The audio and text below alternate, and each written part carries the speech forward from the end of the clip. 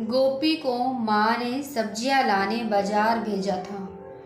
घर लौटकर उसने रसोई घर में थैला रखा और माँ को आवाज़ देने लगा। माँ उसके छोटे भाई को कमरे में बैठकर पढ़ाई करवा रही थी। गोपी 11 साल का था और उसका छोटा भाई गोलू 5 साल का। बड़ा होने के कारण माँ उससे घर के छोटे मोटे काम करवाने लगी थी, जैसे दुकान से सामान लाना, बाजार से सब्जी लाना, बगीचे की साफ सफाई करना, अपनी साइकिल धोना, अपना कमरा साफ करना, अपने कपड़े प्रेस करना। गोपी काम तो करता, लेकिन उसके मन में हमेशा रहता कि मुझे इतना काम करना पड़ता है और इसके बदले मुझे कुछ भी नहीं मिलता। आज उसने सोच रखा था कि इस बारे में अपनी माँ से बात करेगा, लेकिन उसकी हिम्मत ही नहीं हुई। इसलिए उसने कागज में सब कुछ लिखकर माँ को देने का मन बनाया। कुछ देर बाद वह कागज लेकर कमरे में गया जहाँ उसकी माँ गोलू को पढ़ाई करवा रही थी। उसने चुपचाप कागज माँ के सामने बढ़ा दिया और माँ की कागज लेते ही कमरे से बाहर आ गया।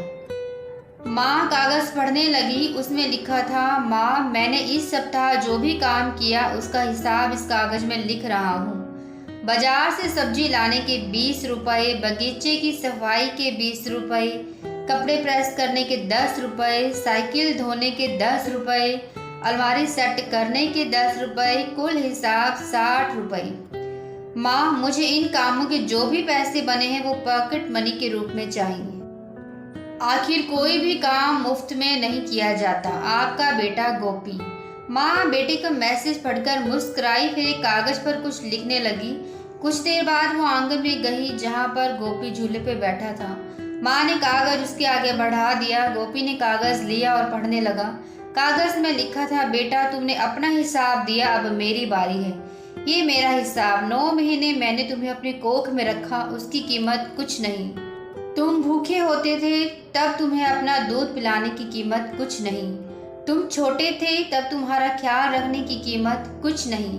तुम्हारे बीमार पड़ने पर रात रात भर जाग कर तुम्हारा ध्यान रखने की कीमत कुछ नहीं। इन सबसे बढ़कर तुम्हारे लिए मेरे प्यार की कीमत तो लगाई ही नहीं जा सकती, वो तो अनमोल है। ये पढ़कर गोपी की आंखों से आंसू बहने लगे।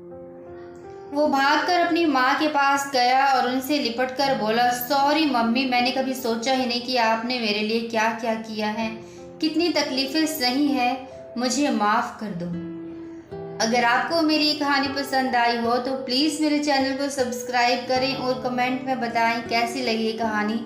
ऐसी ही और कहानियों के लिए चैनल को सब्सक्राइब करें, शेयर करें, कमेंट करें और ऐसे ही अपना प्यार देते रहें। Thank you so much for watching.